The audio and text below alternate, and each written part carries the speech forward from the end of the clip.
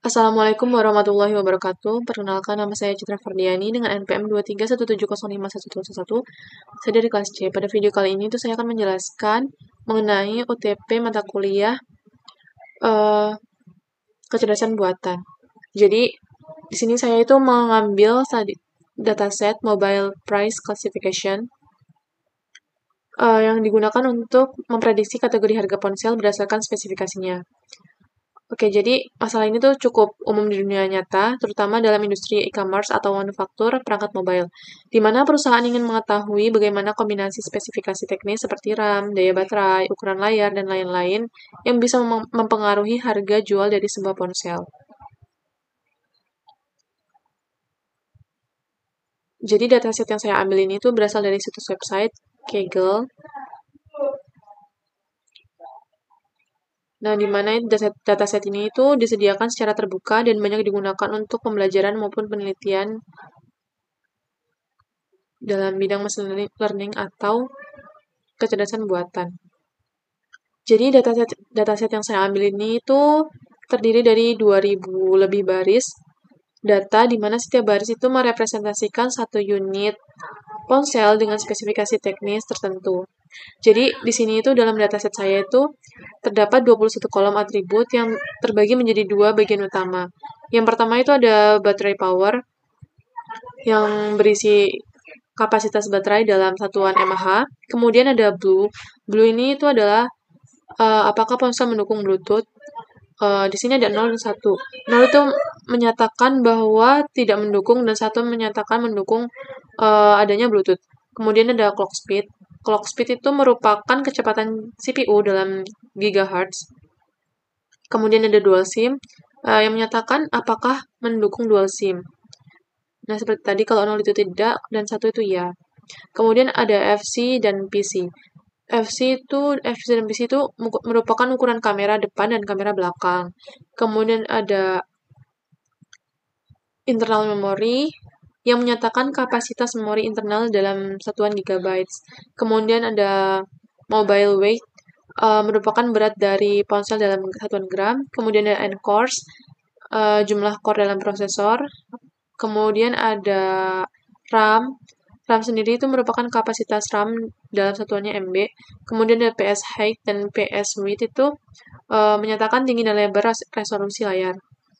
Serta fitur-fitur lainnya seperti touchscreen, wifi, talk time, dan sebagainya.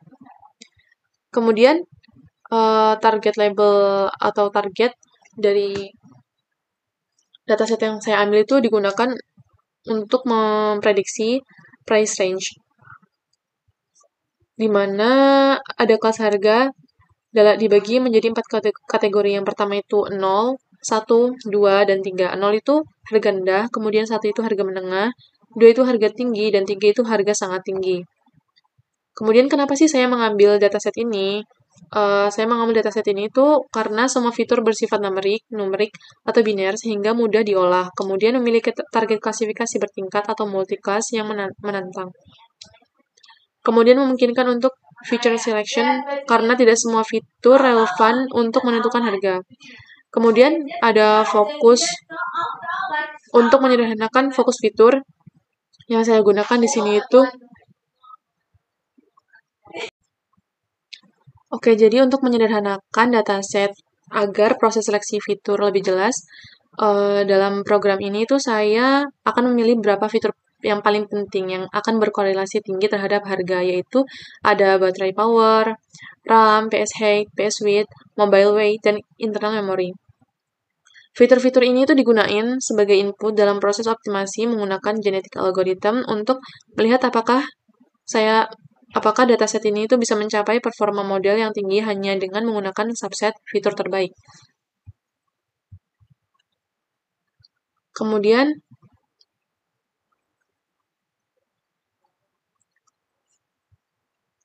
ada cara kerja genetic algorithm dalam dataset yang saya ambil itu, di mana genetic algorithm dalam metode optimasi yang terinspirasi dari proses evolusi biologi seperti seleksi alam, reproduksi, dan mutasi. Dalam konteks program yang saya ambil ini, G itu digunakan untuk melakukan feature selection, yaitu untuk memilih fitur-fitur terbaik dari dataset yang paling mempengaruhi terhadap sisi klasifikasi. Yang pertama itu dia akan merepresentasi kromosom berupa solusi, kemudian inisialisasi populasi, di mana G itu akan memulai dengan membuat jumlah individu secara acak. Misalnya 10 individu dalam satu generasi, masing-masing memiliki kombinasi fitur berbeda. Kemudian ada evaluasi fitness, yang digunakan untuk menilai seberapa bagus sebuah kromosom. Kemudian dihitung fitness score-nya. Dalam dataset yang saya gunakan ini, fitness adalah akurasi model decision tree saat menggunakan fitur yang dipilih oleh kromosom tersebut. Dihitungnya itu menggunakan cross validation.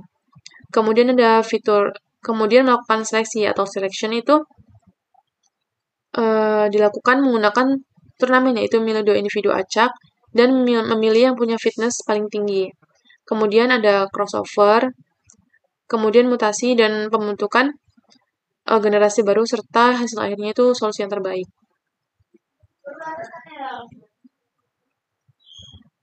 Oke, jadi yang pertama itu di sini saya akan import library yang akan digunakan dalam dataset ini. Kemudian ada prep processing. Di sini saya menormalisasi fitur menggunakan standar scalar untuk memastikan setiap fitur memiliki skala yang seragam. Selain itu, saya juga membagi data menjadi set dan test set menggunakan train test split. Nah, di sini saya akan memilih fitur dan penentuan variabel target, kemudian datanya itu dinormalisasi, kemudian melakukan split data. Kemudian untuk membangun model, saya menggunakan decision tree classification. Nah, di sini itu saya membuat model decision tree classification dengan 2 konfigurasi, yaitu melalui versi default dan versi yang dioptimasi menggunakan parameter seperti criterion dan maxdepth.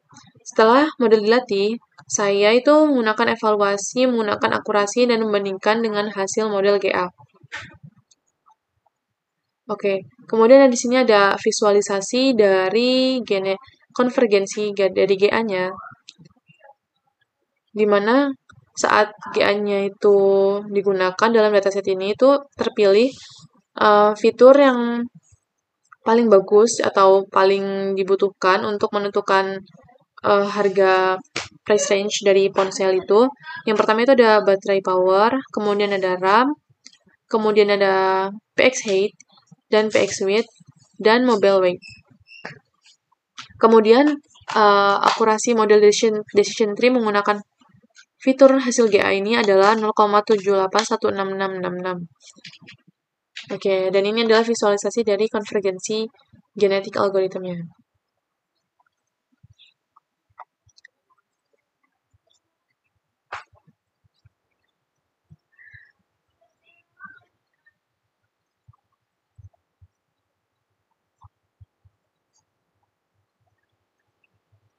Nah, ini tuh udah visualisasi akhir dari dataset yang saya gunakan, di mana saya di sini tuh menggunakan algoritma decision tree. Nah, dan hasilnya itu seperti ini visualisasinya.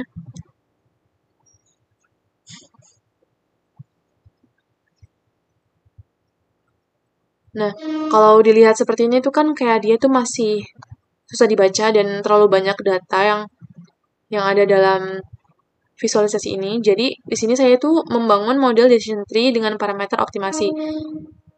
Nah, untuk membuat model decision tree dengan parameter optimasi ini, yang pertama itu saya itu perlu mengevaluasi model optimasinya dulu. Kemudian kalau udah dibuat evaluasi model optimasi, maka akan didapatkan akurasi model kriterian berupa entropi max depth-nya itu 4, hasilnya itu 0,78166666.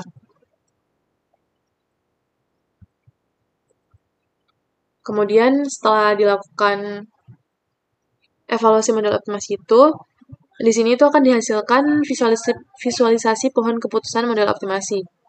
Nah, dibandingkan visualisasi sebelumnya, visualisasi yang udah dioptimasi itu datanya lebih ringkas dan mudah dipahami daripada yang sebelumnya.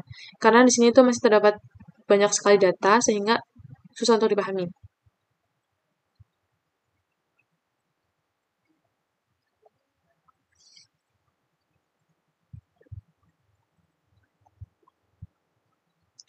Kemudian ada evaluasi dan hasil.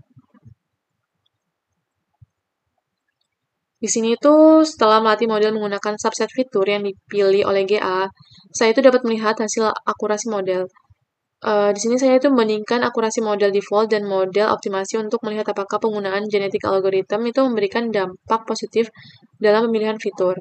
Nah, ini tadi kan hasilnya tadi. Nah, setelah dioptimasi itu hasilnya lebih bagus daripada sebelum dioptimasi.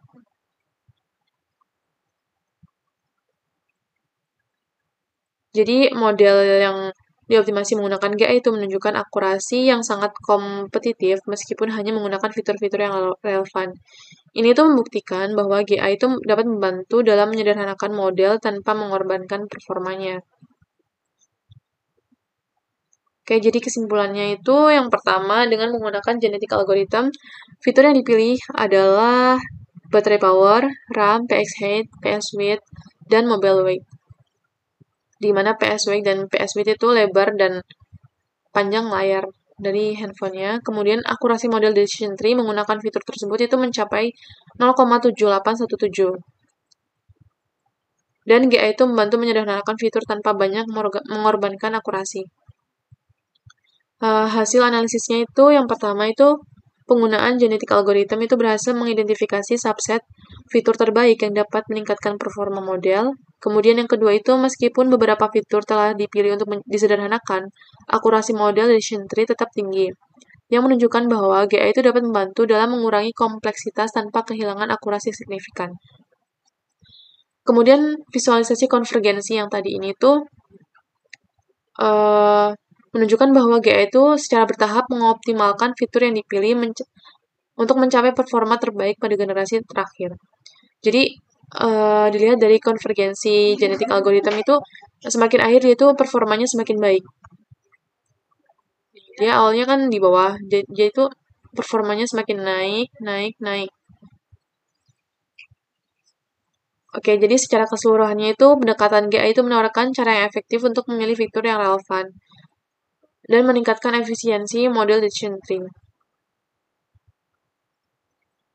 Oke, mungkin cukup sekian penjelasan dari saya. Saya akhiri, wassalamualaikum warahmatullahi wabarakatuh.